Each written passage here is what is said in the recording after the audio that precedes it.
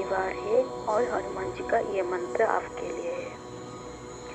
ओम हं हनुमंदाय नमः।